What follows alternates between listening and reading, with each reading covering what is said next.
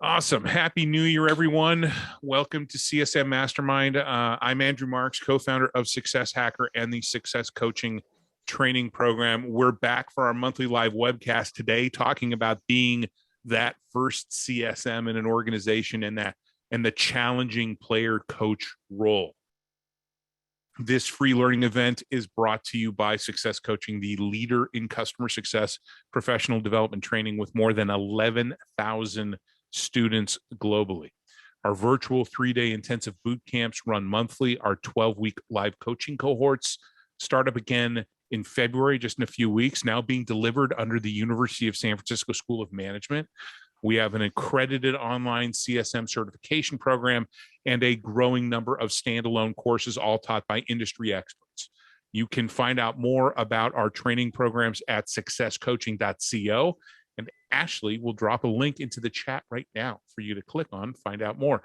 And a quick note, I'm going to be a panelist myself on a webinar next week hosted by Christian Jankenfelds of PlanHat. I'll be joining Vijay Mehrotra from the University of San Francisco School of Management and Sam Loveland, VP of Customer Outcomes at ServiceNow, to discuss educating tomorrow's CS leaders. Ashley is going to drop a registration link in the chat, and I would encourage you to sign up and join us. Based on the prep calls that we've had, it should be a really good conversation. Now, for those of you new to this series, this is a live and unscripted discussion where we dig into a single topic relevant to customer success. This is a free-flowing exchange of information, ideas, stories, examples, and best practices. There is no script other than this read-in. So this is just 4 people sitting here that know something about a topic, have an opinion, and want to share it with you. We aim to pick topics that are going to be practical and useful to the broader customer success community. So I encourage you to suggest topics or panelists for these events. We've come up with our 2022 topics, and if you'd like to participate as a panelist or you know somebody who would be a good panelist, Ashley is once again our link goddess. Ashley's going to drop a link in chat where you can express your interest. The schedule for our upcoming events can also be found at successcoaching.co. Click on the events tab at the top of the page to find out more. As always, we'll post a replay of this webinar along with a transcription on our website early next week. There's a lot of thought leadership out there, along with a lot of theories about how to deliver customer success. The Mastermind series allows us to focus on the practical and give you real-world advice, best practices, techniques, and shared experiences from those out in the wild who are practicing customer success on a daily basis. And to do that, we invite 3 panelists to join me for a roundtable discussion. These are people who are great at their craft, and we ask them to share their experiences and their perspectives. Now, this learning event is for you, and we will be taking questions, so get ready to use that Q&A functionality at the bottom of your Zoom window to ask or upvote a question. We're also broadcasting on LinkedIn Live and monitoring that thread, so any questions posted will be relayed to us as well. Also, please remember to use chat for commentary and not questions. Now, with all that out of the way, and without further ado, I'd like our panelists to introduce themselves to you all, talk a bit about who they are and what they do. Let's get started as usual in alphabetical order with Alex. Hey, everybody, and thanks, Andrew. My name is Alex Glick. I am an enterprise customer success manager at Gong. Little background, started in the sales world, started as an SDR, moved up to the AE spot, and found that my true passion and what I really enjoyed the most was more the problem-solving side of things and the relationship building, more so than the trying to sell somebody on something that they never really budgeted for. So I've been in customer success for the better part of 5 years, a little bit longer.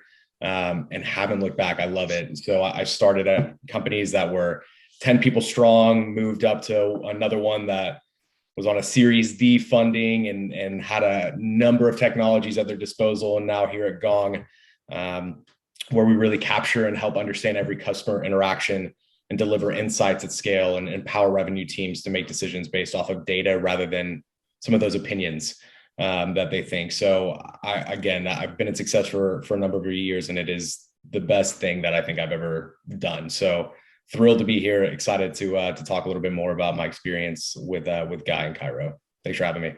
Awesome. Thanks, Alex, and good luck this weekend. Yeah, go Pack, go baby. Yeah, go Niners. Let's see who shows up. All right, Cairo, you're up.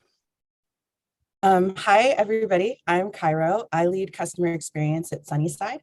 We're a consumer product focused on mindful drinking, and we work via SMS text. So we help you plan your alcoholic drinks weekly. You track each drink with us using an emoji.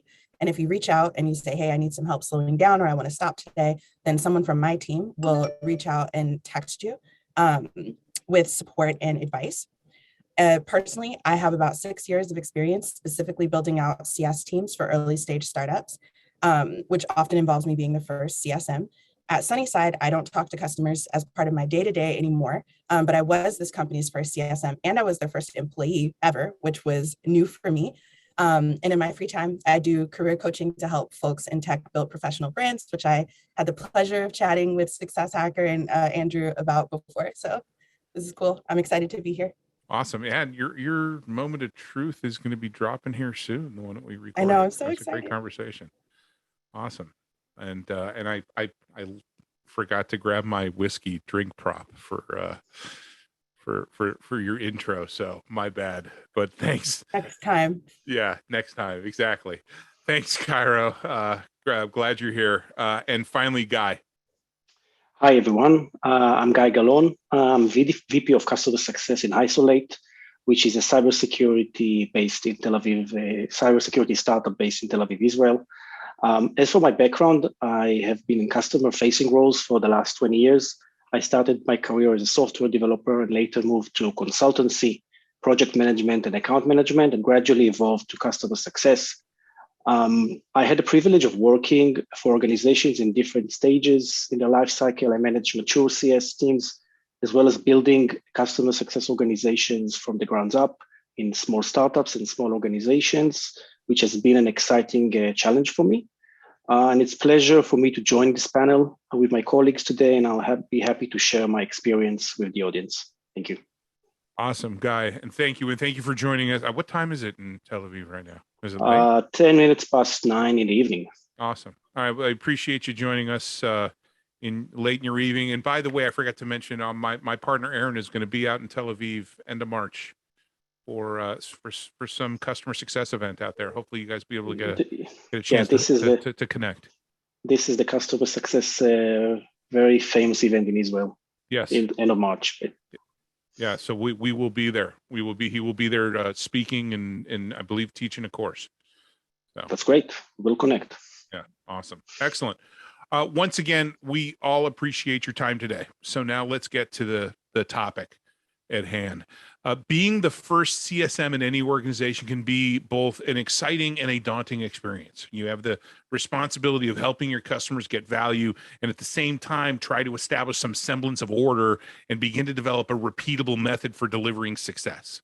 Right? The player coach role can seem scary and overwhelming, but some of the best CSMs and leaders that I've met and worked with have occupied that role in their past as either the first or one of the first individuals responsible for driving customer outcomes. That direct exposure to the customer base combined with the hands-on experience establishing a repeatable customer journey is incredibly valuable as a team grows and the customer experience begins to scale. So right out of the gate, what are some of the things that you've done once you've shown up for such a role? I can hop in. I love sitting down with the founders, or if that's not the stage where the company is, whoever is dealing with the customer, sometimes it's a sales rep, and just start asking discovery questions. Like, I want to learn as much about the customer climate as possible. And some of my favorite discovery questions are like figuring out what the customers are complaining about the most, what they are raving about the most, making sure you understand how the company sees the value that they're providing the customer, and then how soon in the customer journey that value is being proven to the customer. And just attempt to understand all the current processes and systems that are in place. Like, what does the sales handoff look like? How do they do internal and external reporting? And I really try to focus on like what is the current lay of the land, and then like what can I improve like the fastest, the easiest, what's going to take some time, who has to help me, and just start planning from there. So customer likes, dislikes, founders, founders' perspectives. Just getting your arms around what you said. So you're talking to customers, you're talking to the founders, you're talking to the customers, you're talking to peers and other organizations just to get the lay of the land. Is there a time frame for this? Do you do a 30, 60, from this, when you do your analysis, do you do a 30, 60, 90-day plan? I mean, we had talked about that. I'm a huge fan of 30, 60, 90-day plans. I like to do the discovery within my first week. Like, I'm meeting folks. I want to ask everyone I meet how they view the customer. It's so important because you're going to be the internal voice in the company. So you definitely want to see, like, is this engineering team very cued in on customer feedback? Is this marketing team like really using evangelist customers, or do they not even bother? Like, you definitely want to see how everybody views the customer immediately. And then, yeah, I love the idea of 30, 60, 90 to then tackle whatever you discover in that discovery section. I would add to this plan, certainly from the internal interfaces point of view, the need to kind of understand where you being the first customer success professional, where are you structured within the organization? Who do you report to? Do other people, other teams actually understand why you're there? What was the reason for you bringing your value to the organization? I think this is very important. If I look at the product teams, the engineering teams, Cairo mentioned marketing teams, sales teams, all of them supposed to work in a certain coordination and alignment. And if customer success role hasn't been there before, then I think it's very important to kind of structure and align with those teams and those stakeholders while you are doing the customer-facing aspects as well. Alex, you got anything to add? Yeah, I think you'll probably hear a lot today, 30, 60, 90, or crawl, walk, run. Those are all things that you're inevitably going to be dealing with on your early days as a CSM or building out the org. You're literally a walking proof of concept, right? Like you have to. That's a great way of framing it. Yeah, like you don't know what's going to work. You don't know what isn't going to work. So to Cairo's point, it is so vital to understand what the experience has been like for the internal rep who's been managing the relationship with the client. You're obviously going to get well ingrained with the customer and the journey and what their workflows are and KPIs and metrics. That all comes. But understanding what it feels like for the current account manager or for the current sales rep, what their goals are, why they thought this was a good client to sell to, get the foundation of what's happening internally. I think it's so important. And then I loved what Cairo said about, like, is product engaged with our customers, or is marketing leveraging their relationships that they have? I've worked with companies that product is non-existent when it comes to the success motion, and they're really just focused more on developing products and platforms for the sales team to sell more, rather than focused on, like, how do we prevent churn and attrition and things like that. And then you work on the other end of the spectrum where product teams are awesome and they are so engaged with the customers and things like that. So I think it's so important to understand the lay of the land internally before you even start considering how to change workflows and process and scale for customers. Oh, 100%. I think you need to, one of the things that I did, it's combining some of everything that what you said. So everything rang very true with me, because this was something I would do, especially in my leadership roles, but even as an individual contributor, getting the lay of the land is, before I went and started asking for meetings with folks, I prepared a slide. Who am I? Why am I here? What's my role, right? And then the other thing that I thought was that I felt was super important is asking the same questions to different people in the same areas of the organization. So I'll go to marketing, and I won't meet with one marketing person. I'll meet with 3 marketing people. I'm going to meet with a leader. I'm going to meet with individual contributors. I'm going to go to sales, do the same thing. I'm going to go to engineering, I'm going to go to product, right? Because you also can't do an appropriate analysis based off of single data points from individuals in those organizations. So it's really important when you go through and you start coming up with your plan that you are basing it off of a realistic set of facts, not just one person or one customer that had a bad experience.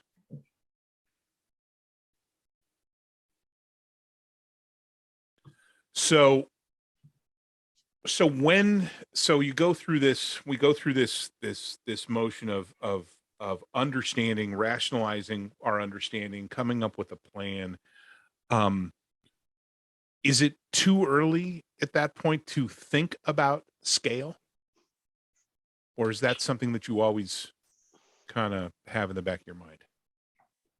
I can say that I always thought about scaling, even if I was the first CSM in the company or in the early days. I don't think it's something that you should not be aware of.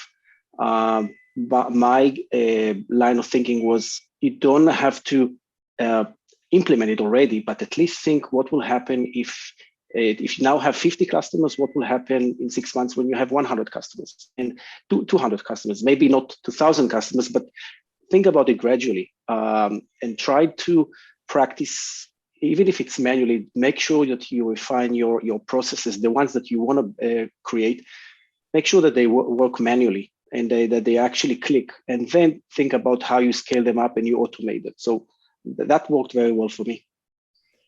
I know my first CS role, I walked into 30 days within my first job in success.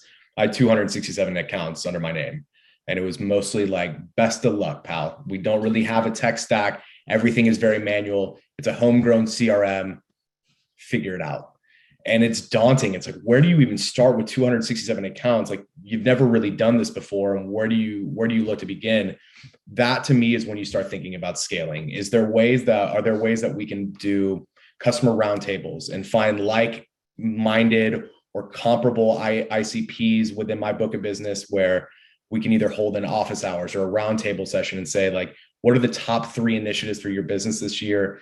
Sync them together so they kind of empower one another. It takes a little bit of the effort off of your plate, and it allows them to learn a little bit more about what's going on in similar industries. Maybe it's an open office hours where you try to scale out how often am I speaking with these customers? Are they high touch? Are they low touch? Is this a growth account? Is this something that's just kind of low maintenance I don't have to worry about? But having an open office hour, an open forum for customers to join maybe once or twice a week, where they have the opportunity to meet with you and you're not so focused on touching everyone as quickly as possible, trying to scale that out.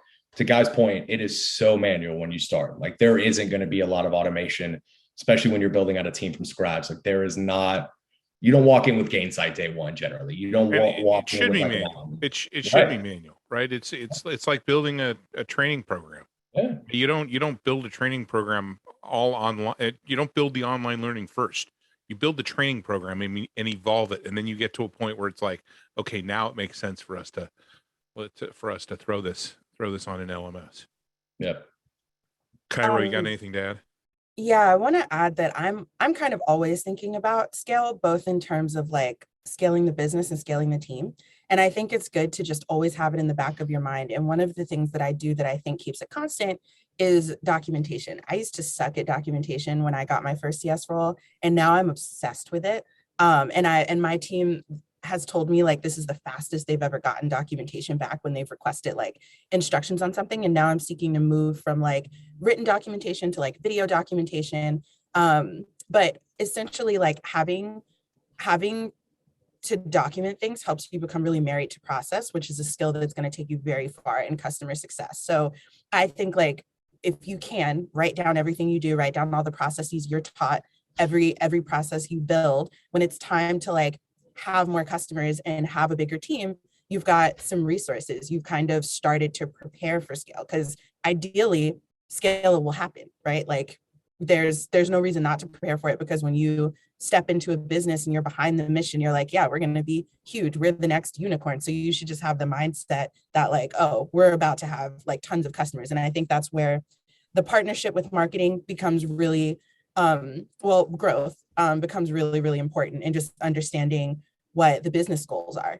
So you can kind of like work on a shared roadmap with other leaders on the team. So to that end, by the way, and I've shared this before, I'm going to share it again. I just dropped into our chat a link to a tool that we developed. It's been developed over probably 2 decades now. It's evolved, but it is something that we used heavily when we were doing consulting, the customer success engagement blueprint, which is almost the technical manual to customer success. It's a racy matrix that helps you just lay out that process in a visual fashion on a Google sheet. So it's meant to be shared. And then behind it, we've got a bunch of, we have a playbook builder. All right. So it's stuff like, and once again, like you said, Cairo, it doesn't, just document, and it doesn't have to be you're writing War and Peace. It can be a checklist. It could be a punch list, right? To start, but start somewhere and organize it in some way so that, as you continue to go through understanding this process, you're tweaking it, but also more importantly, when you begin to scale, it's not somebody looking over your shoulder. You've actually got something in place. The most successful customer success teams that I have seen, even in bespoke offerings, are ones that have a methodology, that they have an approach. They've created a predictable, repeatable approach to delivering whatever it is they deliver. And this is not a new concept. Okay. It's not something just for the subscription business. 20 years ago, when I was doing pure services, we still developed a methodology. Here's how we implement this solution in the most effective way. So all really good points.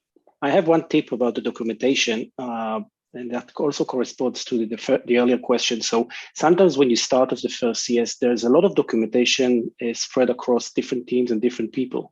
So when you're meeting those people and you ask those questions, always ask about documentation, because you'll be surprised how much good information you have. So your baseline is there. You just need to coordinate it and then build on top of it. Yes, for sure. And building that feedback loop internally is, I think, really important too. When the business inevitably starts to grow and you guys start scaling, you want to have material that you can bring to your C-suite and say, this is what the large cohort of our customers are experiencing, good or bad. So if we need to develop the product to reduce churn and to enable our customers to see more success, then I have the ARR and the number of accounts that are impacted by us not doing this. Conversely, it's the same thing with, this is working really well, but if we level this up and by 1%, it's going to impact, our retention rate substantially or our growth numbers substantially. So having that feedback loop constantly within the internal structures of the organization is going to impact both retention and growth long term. Data is powerful. Data is incredibly powerful. I was coaching a new CS. This is a tiny company, brand new startup, coaching them during our fall cohorts. Literally the first CSM in, so somebody that we're speaking to right now for this particular subject. And one of the things he asked me out of the gate was, okay, well, what kind of data is important? And I said, everything that you can get your hands on. Right? Anything, all that, get it. Just it may not all make sense now, but you have it. It's cheap to store. And at some point in the future, whether it's you in an Excel spreadsheet and a bunch of pivot tables doing that analysis and doing some data-driven decision making, or it's you hiring a data scientist, the only way they can start analyzing that data, looking for patterns, looking for similarities, is to actually have the data to begin with.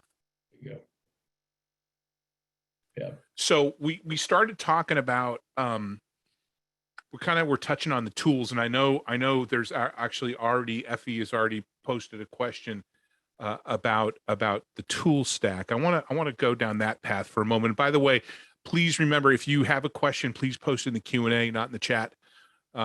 So we will get to that in a few minutes here when we really get into the Q&A. But so when do you start looking at tools to help deliver customer success?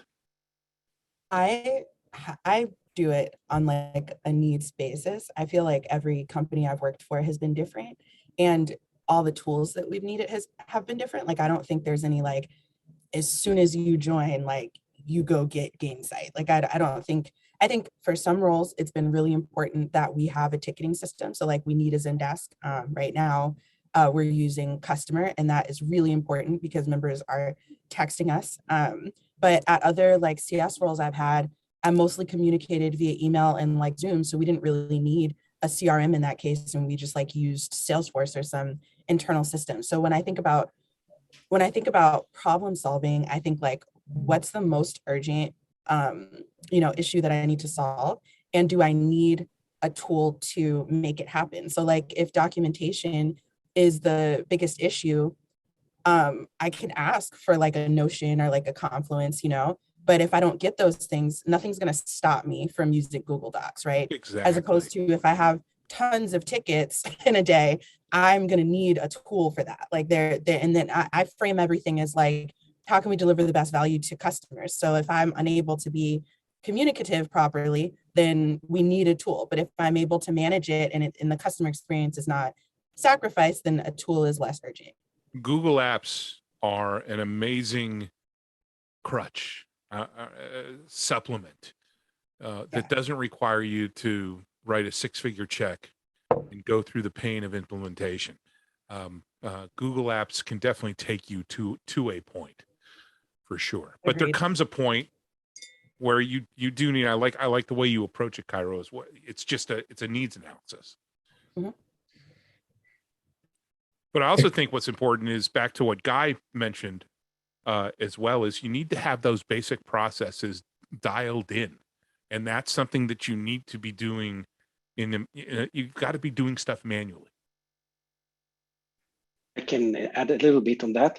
Also, answering the question about the tools. So I can share with the audience. We are at the moment we have a ticketing system. We have Salesforce, which we use for at least documenting the basic stuff about our customers. We don't have a customer management tool. I don't think we need it at this point in time. And as for processes, playbooks, yes, at the moment we use Google Sheets, and that's not too complicated because first of all, if you end up with 100 processes, then something is wrong. So you need to define your onboarding processes, your adoption processes. I think these are the most important. You can document them in Excel. You can define what are the deliverables, what are kind of activities, what is the outcome expected, how you want the customer experience to be. To start with, I found it to be a very, let's say, effective tool and effective process to use. I'll say like the customer experience is everything, right? Especially in success, in all things, but in the world of success, if your customers are unhappy, it makes your life increasingly more difficult. I've worked at companies that are valued at $2 million all the way up to like $8+ billion. And there's one similarity across all three of them or four of them is that my QBRs were made through Google spreadsheets. And it's got nothing to do with the $500,000 tech stack that we have for pipeline management or for our CRM or anything like that. Literally the best value that I provide our customers on a quarterly basis, or one of the best, comes from a Google sheet. And it is importing data and playing with numbers and playing with charts to make it visually appealing, easy to digest, and empower them to make decisions based off of the data. I don't need $1 million tool to do that. So to everybody's point here, like, there's a lot of manual work that goes into it, and that's totally okay. Because at the end of the day, if it empowers the customer, that's all you really need to worry about. And honestly, if you're a walking POC, who made that? Was that you, Alex? Yeah. If you're a walking POC, quite frankly, you're not going to get budget for something like that anyway. So let's just, so you need to approach this going in thinking, I'm not going to have a blank check. Sure. And so I need to do, that there are some tools out there at my disposal. I should probably get familiar with them. That's why when you're hiring and building out a team, hiring like hustlers and success is so, so important. Like great attitude, coachable, things like that is self-starter.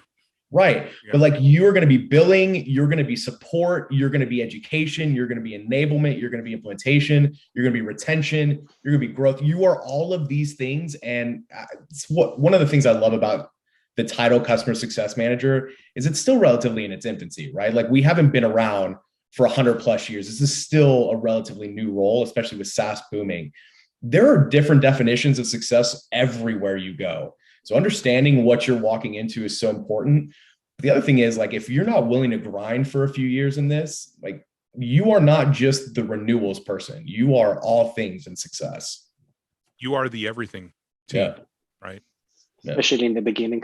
Yeah, but we want to move past that. But we want to move past that, of course. Well, so we got all this stuff on our plate, and we're not trying to scare anybody. This is just the reality of the situation. You got all this stuff on your plate.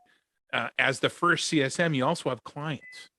So, you know, we talked about, Alex, you talked about having 268 clients right out of the gate, right? So how do you segment your book of business?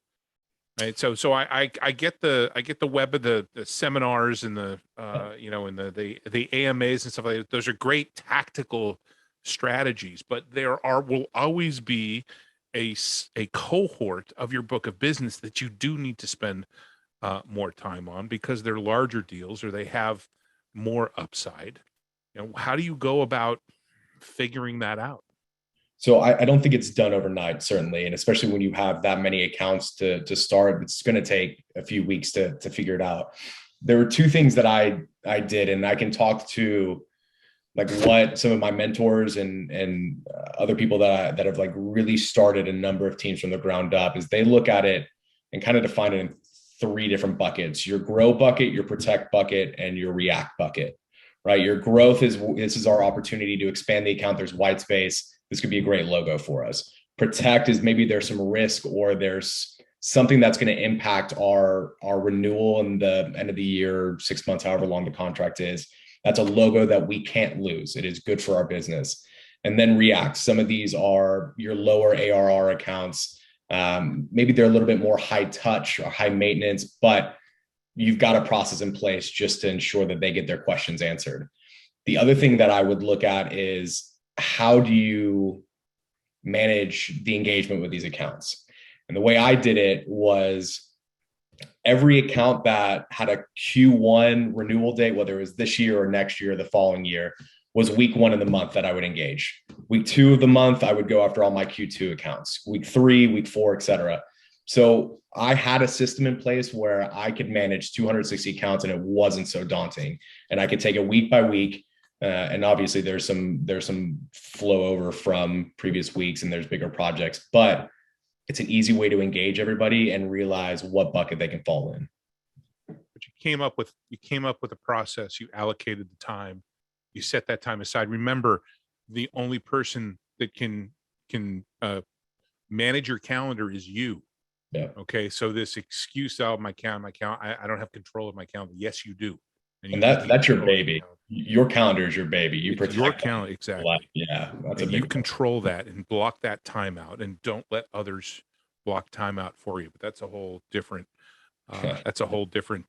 mastermind. Cairo, what have you got to add to that? Having been exactly in that, I mean, you're in that place right now, right? Yeah, I love what Alex just said. And I think like the key takeaway, right, is finding the organization that works for you. Cause like when I've mostly worked in a dual market. So I've had like a B2B side of business and a B2C side of business. So like your customers are your customers.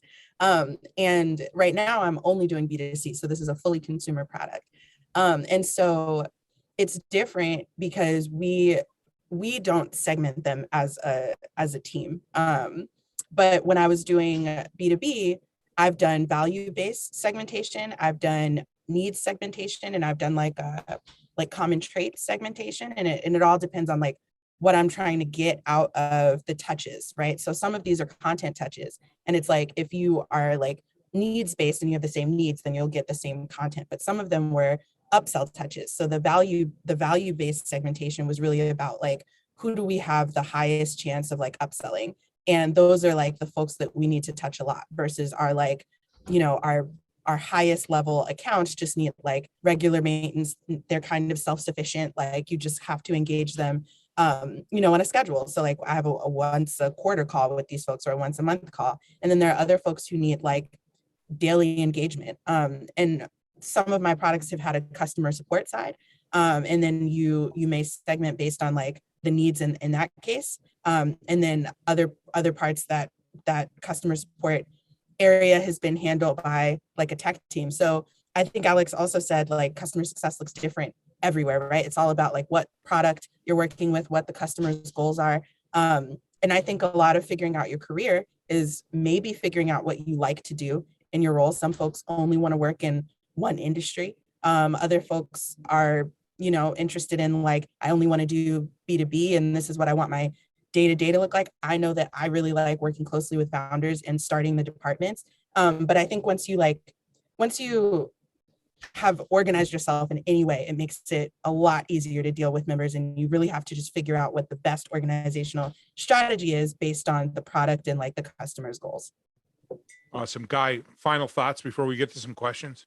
Yeah, just to offer a different perspective on segmentation, what Alex and Cairo said makes perfect sense. What I did in a later stage is also segment customers based on the type of industry they are in. I work for cybersecurity startups, so we have a financial services customer. We have startups. We have crypto.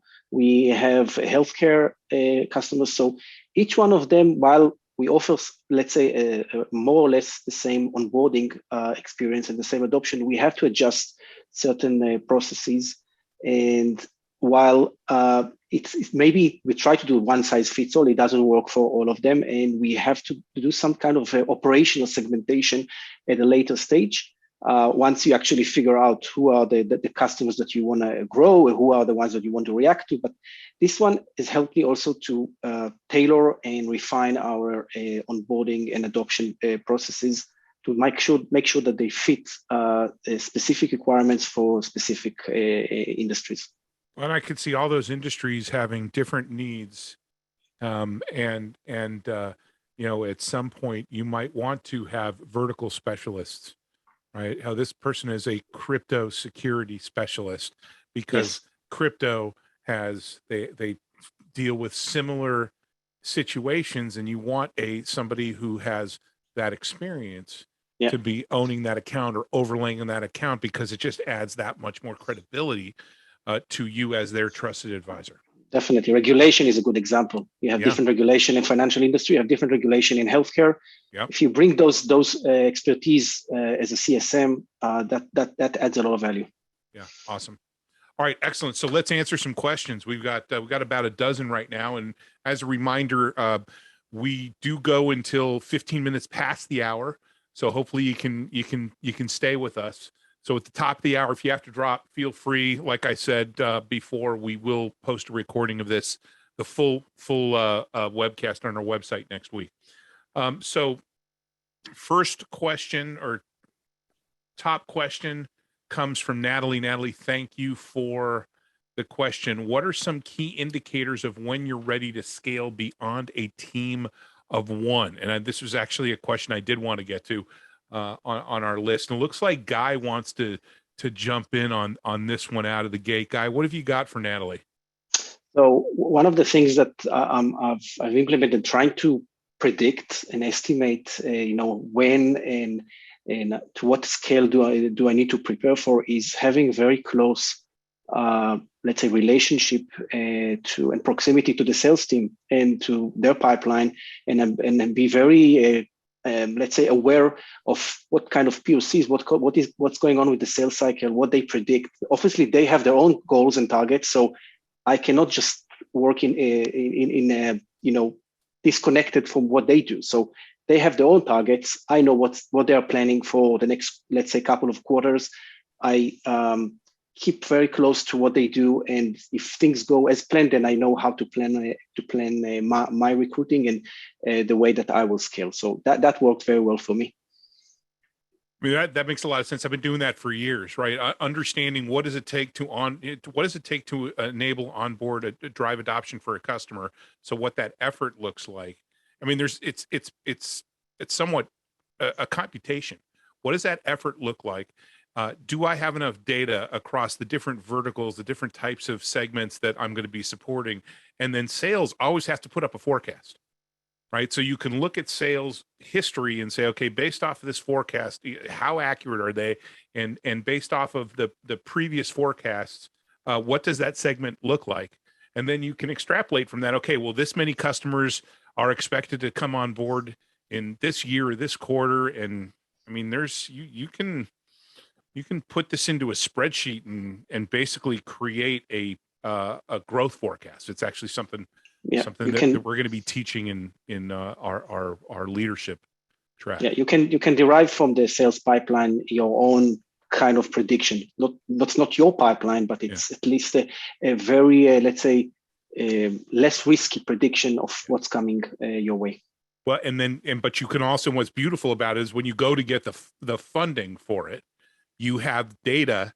Okay, it takes us this much to acquire and support the customer. This many hours.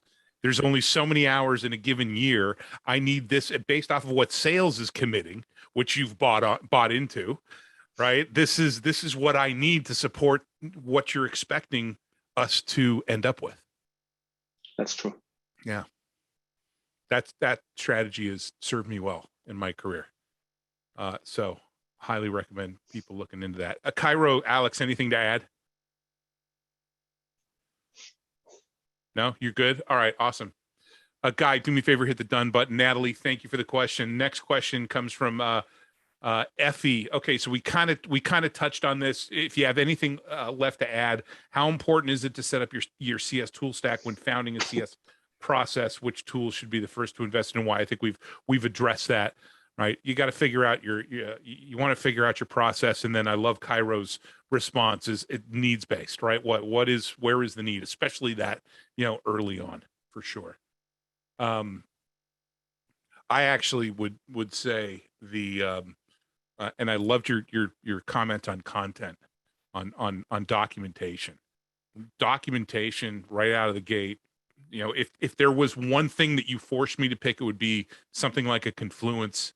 Or once again, a Google Docs, some way get everybody into the habit of writing things down. I used to tie people's part of my team's variable comp to the production of white papers, wiki articles, right? If you figured something out, if you did something and you figured something out that wasn't documented anywhere, it's your responsibility to document it. Thanks for the question, Effie. Next question comes from customer success guest. I don't know who the hell that is, but somebody's coming in rando. Can you share some tips on how to start with the documentation process and some of the tools to build up the playbook as you start off as the first CSM? Thanks. Cairo, you want to jump in on this? Yeah. So I think this, some of it is repeating. Like I think as soon as you start to learn things, if they're not already written down, like Guy said, ask for documentation that exists and start organizing it. But I've walked into a lot of situations where there was none, especially because on small teams, like one-person teams tend to be like, oh, I got this, I'll remember it, and they don't do it. So whenever something is explained to me, I also write that down. And I am kind of like, I'm a manual person first. So I almost hold myself back from being like, should I go automate this? Because I'm about like proving value when I have to talk about something. So I almost always start in Google Docs or some sort of thing on my desktop where it's just like, you don't need a tool, you just need the information. And then I also feel the same way about playbooks. Like all a playbook is a series of processes. And so don't overthink that, like just write it down. And then I would say the best favor you can do for yourself is to write it in a way that allows you to order it later. So I would say like every process can be its own Google Doc. Don't try to make one large document that's all documentation. Make a folder and then move those individual docs around until you get a tool where you can organize it. And once again, I'm going to drop that link into the chat again. Take advantage of a tool like this where it's got a visual representation of your process as well as a playbook builder. You can, to Cairo's point, I love the thought process around let's not throw all this stuff into a single spreadsheet, make it hard to find, so you can save off that playbook builder tabs that you create as individual spreadsheets and organize it that way. But that's those are some good suggestions. Guy, Alex, anything to add? One more thing that I can think of is using internal messaging applications such as Slack. So we use Slack a lot between the front-end teams, the pre-sale and the customer success, development and product. So a lot of information is actually stored there. Maybe not always very easily searchable, but they're definitely a gold mine if you look for some workarounds and the technical details. One practice that we've implemented, and it's manually, but still worked for us. We've asked the people, so if they think they've seen a very important information, please hashtag KB this part in Slack, and then we do a weekly roundup. Yes, it's still manual, to look at those KBs and add them to our knowledge base. So maybe one tip to use for other people. Yeah, I also one of the practices that we use here, we use Slack as well, is whenever we're typing a message, whenever I type a message, I like to clearly put some sort of tag in there. Not necessarily a hashtag tag, but if I had an experience with VMware, I would say, hey, had a call with VMware. I wouldn't try and shorten things. I wouldn't try and use nicknames and things like that, because then I can go back and use the Slack search functionality and go, okay, what was that I said something about VMware in here, and do a search and be able to come up with it. So Alex, anything to add before we move on to the next question? Yeah, I think this has been great from like an internal perspective too. I also think about feedback from clients is something that needs to be documented well. Something that I used to do with my earlier accounts, or when I was earlier in a CSM, some people call it a success plan. I don't think it was as expansive as a success plan, but I'd have a shared doc with them more or less. And it was, here are the questions that you're trying to answer that I can't get to like on a call today. So write them down here. Here are the answers that I'll provide to you at the latest on a weekly basis. And there was always a column on the spreadsheet that had product feedback or request. And so based off of the conversations that we had, based off of gaps that they could identify, based on any kind of limitations, I'd have that all in one spot, whether I had to build it out or they included it on their own. And then every quarter I'd go to our product team and I'd say, here are the things based off of what our clients are telling us, and build it out into like the top 3 asks based off of my book of business. And other people started doing that. And then you start having ARR to back some of the requests and some of, the bigger names to back some of the requests. So I think it's important to have the internal communication and feedback documented. Also think it's not as hard as you may think to document some of the external stuff from your companies and your clients. Once again, Google Sheets, shared collaborative space, cheap, easy, straightforward. Pretty much everybody can, if you know Sheets or Excel, you can navigate around it. Right? Yep. So, and you just embed that link into a email that you ask people to save. Awesome. Let's see. Next question comes from Gina. Gina asks, how do you overcome what customer success should be as a whole, and what other departments think you should be doing for them? And I'm not sure, is it asking about roles and responsibilities? I mean, I would translate that to kind of a question about roles and responsibilities, who's doing what. Well, I think this is, I'm going to take Gina, if you're still on, if you could drop a chat in here, but I'm going to take a stab at this. I think it's, you've been brought in to do X, and that expectation has been set, but through your discovery, you've understood that, well, it's really not X, it's really more Y, or maybe you've been brought in and nobody knows why you're there, and you've got to sit there and define what it is that your role is. Okay. Yeah. Gina says yes. Nobody knows. And that's I've been in that situation too many times. Yeah. Why are you here?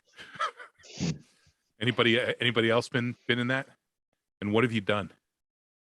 I don't know if I have been in that situation because I am so deliberate about asking questions before I sign an offer letter.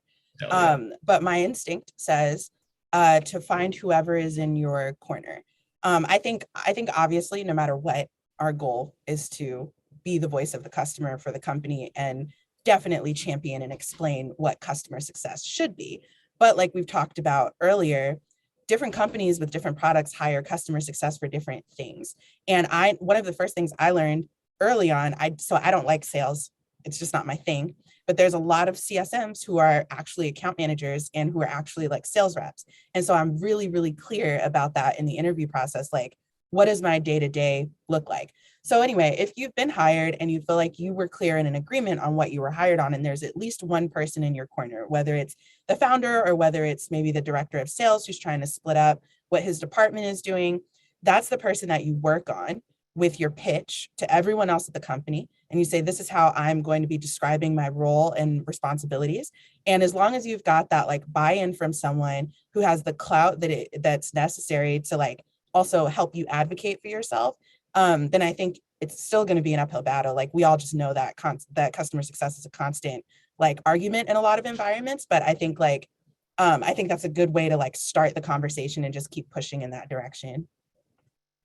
Just one note of caution though, just because you asked a lot of questions in the hiring process and you think, at least you and the person you're dealing with think that you're on the same page, and you may be on the same page. Once you get in and you start doing that due diligence, that discovery, right, and start talking to multiple people across the organization, at the end of that, you may find yourself in a situation where you're saying, okay, well, you hired me for A, but what you need is B. And here's why. Right. And I think that's the key, is the here's why. Why are you justifying it? So I would be careful when you're positioning yourself to all of those people you're speaking with, because you're going to need to. Here's what I've been brought in for, so that you can pivot to, well, here's what we really need as an organization based off of what I've heard, and back that up with data, with points, with what you heard. Right. One more step that you can take in interviews is ask those people who you are interviewing with, what are their expectations from you when you join? Then you can figure out if they actually understand why they are interviewing you, right? 100% agree. That should be a standard. That should be that. And there's a couple of questions, depending on which should be standard, asked over and over and over again for every person that you meet with. Ask the same couple of questions like that, and maybe one other that's pretty significant, and see what kind of responses you get. Yeah, and if you get different responses, then yes, we have a problem. Exactly. Awesome, Gina. Thanks for the question. Our next question comes from Ali. I'd love some insight on automating the manual bits of the day-to-day work. It's tough doing the admin tasks and when it consumes a lot of your time. Once again, I think a combination of laying everything out and just keeping an eye to scale, and then, like you said, Cairo, right? It's a matter of necessity. But definitely the stuff that you are doing more than a couple of times a week, the same way, over and over again, are ripe for automation if you can manage it. And automation, by the way, could just be, I look at automation not just as buying a system. It could be, here's a standard set of copy for these types of situations where I am just going copy, paste, tweak, and it turns the development of 10 minutes of writing an email into a 2-minute effort. I've seen it go the other way too, where you think automation is going to make life a lot easier, and then you realize there's way more time invested in making the automation work than actually doing the task. So yes, that's true. People who buy into customer success management systems too early in their evolution don't realize how much effort really needs to go into that. Yeah. I like that you said, Andrew, that it's not always about buying a system, because I also, there's manual parts of my job that I don't even know if I can automate. Like, and documentation is one of them, right? Like that's admin work that I have, if not daily, at least weekly. And so one of the things that I try to do is like automate myself and just get into a habit of like time boxing. And it's like, okay, like I have to make agendas for all my one-to-ones and all the department meetings. And I make sure I do that on Mondays. And I have time on my calendar that's consistent and I do it every week. And I have an email that I have to update. I do that every Friday. And so, you know, documentation is still something I'm struggling with because I do almost have to do it every day. It's hard to pick a day where I need to do it. And I also try to do it live. And because my team has like given feedback that that's helpful, I will tend to stop what I'm doing to document a process. It's not like the best thing. But I do think that time boxing and like just being organized with when you do certain things can help stay on track. Yeah, time boxing is a great way of automating yourself. I love that. Yeah. Guy, Alex, anything to add? Nope.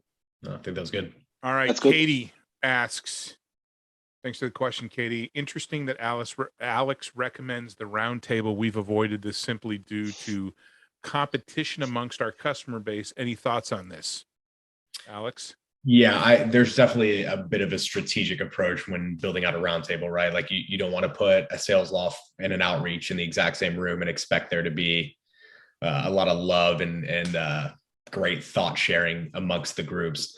I think you can break it out by common goal more than similar industry or similar persona, things like that. So if your goal is to increase or improve coaching across your management team, right? That's a scenario where I can go to my book of business and say, I can think of 4 or 5 accounts within my book that are wanting to level up their managers in one way or the other and put them together. And more times than not, you're not going to have that many scenarios where it's, arch rivals going in the same room, but more so we're in a similar stage in our growth as a business and where we are as a business. And we're just trying to learn from other people that are either in similar boats or slightly ahead of us. So yeah, I wouldn't necessarily go into it without keeping an eye on what the landscape looks like, but I don't think it happens as much as you might think. Yeah, I think in the 4 or 5 years we've been offering public trainings, I think we've had 11,000 students, more than 11,000 students. We've had 2 situations where we've had folks from competitive companies in the same cohort, and even at that, I convinced them that it was okay because don't share you shouldn't be sharing confidential information anyways. Yeah. Right. So awesome. Can you hit done on Katie? Unless Cairo Guy, you got anything to add? Next, as a reminder, we're about to hit the top of the hour. We're sticking around for another 15 minutes. We're going to try and get through as many of these questions as possible. And once again, for those of you that can't stay, thanks for joining us. And the recording will be on the site next week. Dalibor, apologies if I butchered your name, Dalibor, asks, what would you recommend to companies that just start with customer success? How long transition from traditional business approach could that last? But you're looking at companies that just starting with customer success. How long of a transition from traditional business approach could that last? Any thoughts? It's again, I'm not sure what traditional means, but it depends. I would, if we saying that we want to have a 30, 60, 90 days plan, there's a reason for that. So I would expect myself, if I build a plan, that one of the objectives will be that hopefully by 90 days, I manage to create some transition, maybe not full transition, but my organization knows what I'm doing. Certain processes are in place. I'm aligned with the other teams. I met a significant number of customers or being able to segment them in a certain manner. So I would add that into my 90 days plan. And consider that as my first, let's say, milestone.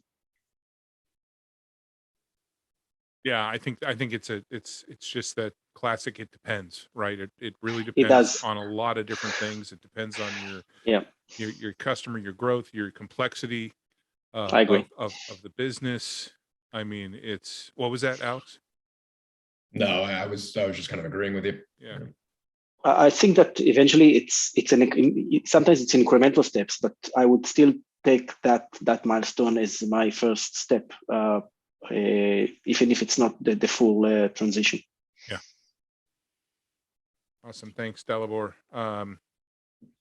Victoria asks, what are tools, software that helped you with scaling? So we've talked about a few of them, right? We've talked about Google Apps are a great way to scale.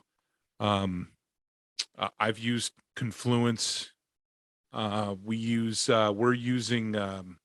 getting ready to roll out a product named Cast.ai to communicate with leaders on the teams that buy our products. Intercom has been tremendously helpful on the website, and we just brought on a consultant at the end of the year last year to add a whole bunch of intelligent bot replies to the most commonly asked questions. What else have you all have? What have you all used? I mentioned some CRMs earlier for like ticketing, but one that I've used that I like is Salesforce. I appreciated how customizable it was. And I had done some wireframing with a developer to get the kind of view that I liked. And I don't think I've worked with a software that was as like buildable as that one. And then I also really enjoyed just having basically like any software that helps me see a member's account all pulled up at once is like my dream. Oh yeah, exactly. It just makes things so much easier. I actually tools like Gong that record conversations. I'm constantly recording conversations on Zoom so that I can send that audio off to, depending on what the conversation is, either rev.com for human transposition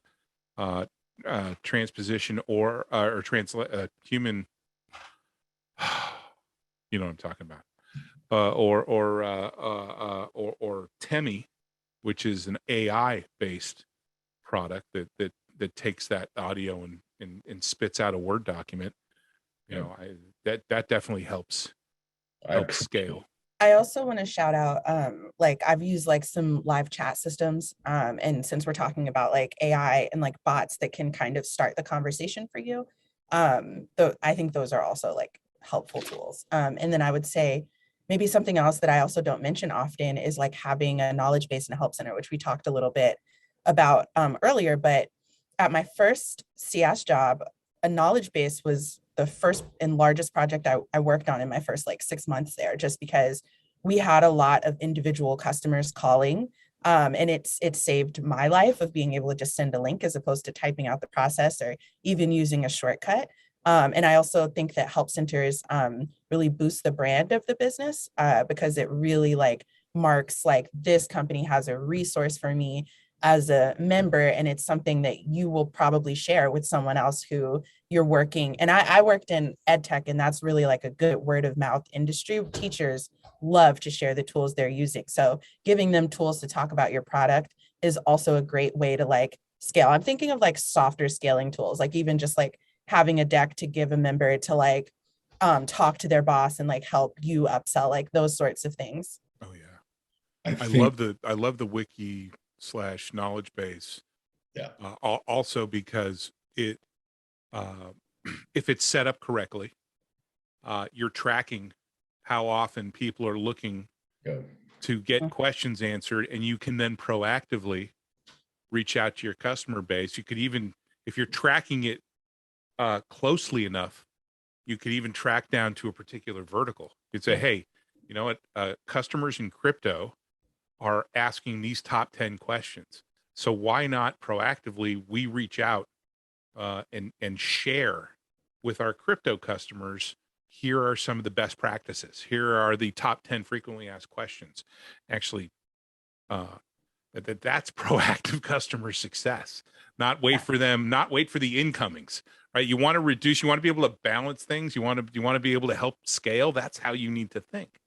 Yeah, 100%. I think it is a lot about like process, and sometimes it's not always a tool. So like being able to tag a conversation, being able to like, we collect our at Sunnyside, we're collecting our NPS data in a Google spreadsheet, and I'm just tagging those conversations in like Airtable or something and pulling those out, and that's helping us like think like, these are the things our customers want right now. These are the reasons like folks have canceled. Like we know that we need these things to gain those customers back or to gain new customers. We know people are going to reach out and immediately ask us for an app. And these are just like, we're learning this information by like simple processes. It's not even like necessarily about adopting new software. I think three things that have changed my life as a CSM, and talking about tools when you're looking at driving decision-making through data. One is the help center that Cairo and you, Andrew, have mentioned, having like a really intuitive search function within that help center, like an Algolia, that makes it easy for your customers to find what they're looking for, and being drastically off on what they're typing, but still somehow get to the result is so important to help scale. I appreciate you bringing up Gong. I'm really trying not to just plug our own stuff during this call, but a Gong, like a revenue intelligence platform where you can track themes, you can comment, you can learn, you can see trends in conversations, I think is so important, having that transcription. And then sales engagement. You have the impression that sales engagement is literally only for sales. But when you're trying to scale out a process of engaging your customers, sending them collateral, sending them information, proactively engaging with them rather than being that reactive CSM, having a sales engagement platform can be so beneficial, because you have a lot of your customer journey already written out over the 6 months, 9 month, 12-month period, with renewal notices in the mix. And you've got a cadence for those conversations. I think from a scaling perspective and driving decisions for your business through the use of data, all three of those will really impact your day-to-day. Awesome. Let's get to the next question, because guys up to answer this one. Alex asks, what are the KPIs to put in place during building the CS team in a startup? Yeah, so that's one of my favorites, because it also kind of depends who is hiring you and what their expectations are. Do you report to the CEO? You're reporting to someone else? But I would try to give let's say a generic answer, saying that you want to make sure that if you are responsible for customer success, then you have if it's not let's say a number target, at least you are responsible for the renewal rates and or the, God forbid, the churn rate. So that will be my first one. And if it's a small startup, when you are just starting to get more and more deployments, I would definitely, as the first CSM, would like to measure onboarding time, first time to value, how quickly I can get the customer starting adopting the product. So those metrics for me, especially for a small organization, are critical, because the longer it takes, the more resources it takes. The organization your organization will be working harder, and you want to be more efficient and get those customers realizing value as early as possible. Cairo, Alex, that was a great list. You two have anything to add? Okay. I will say that I agree with Guy, and then I also I like the idea of OKRs as well, because I do think like teams vary, and sometimes having, like, my team is so small in the sense that like having and in the way that we work is so communal, that having individual like metrics to hit is very different. Like, we don't have a book of business and a quota to hit, but I do think like our NPS score and our like, we're about to launch a CSAT score, which for us is like a coaching satisfaction score. Those are going to serve as like team motivators to also, and OKRs are like loftier than KPIs. So I know they're not a replacement, but I think a good balance of those is like really important in terms of like measuring your potential. I agree. There are things that just we need to get done, that we need people focused on, which is where the OKRs are helpful. We've only got a couple minutes left, so I'm going to try and get through as many of these as possible. Taylor asks, what have you seen work when it comes to early bonus and / incentive plans for early CSM teams or player coach leaders?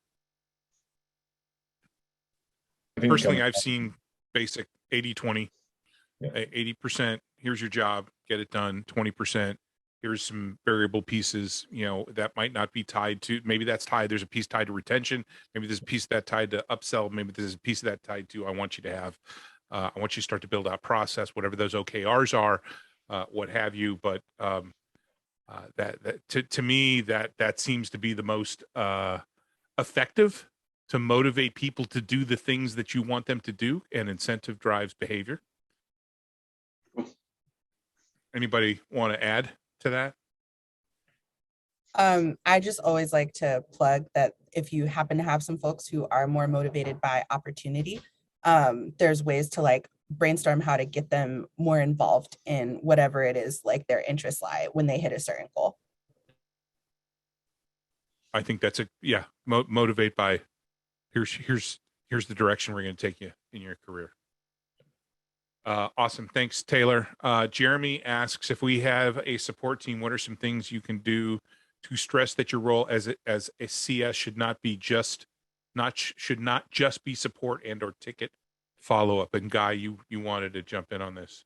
So in a small team, like my team, they do both support and they do other activities, of course, as CSMs. So important to say that I think when you're a small team, people need to do both. So very simple difference. Support is reactive, customer success and everything else is proactive. And you need to understand that very basic difference, because that dictates all the different activities that you do. In support, you're waiting for a ticket to take place. Anything else that comes under the CS role is very much proactive, and you plan it and you deliver it. And once again, if you block out your time, depending on what your SLAs are, you fill in the gaps with the reactive stuff. Correct.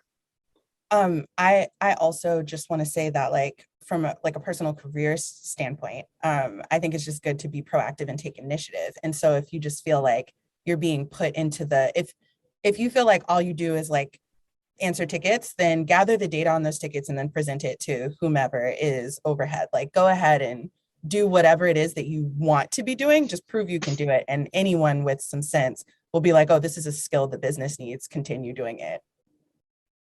Yeah, I think it's so important from the jump, your first conversation with a client, to explain the differences between the two roles. Let there be no doubt that, the support team is here to do X, Y, and Z, and I'm here to be your strategic consultant, your business partner, whatever you need from me.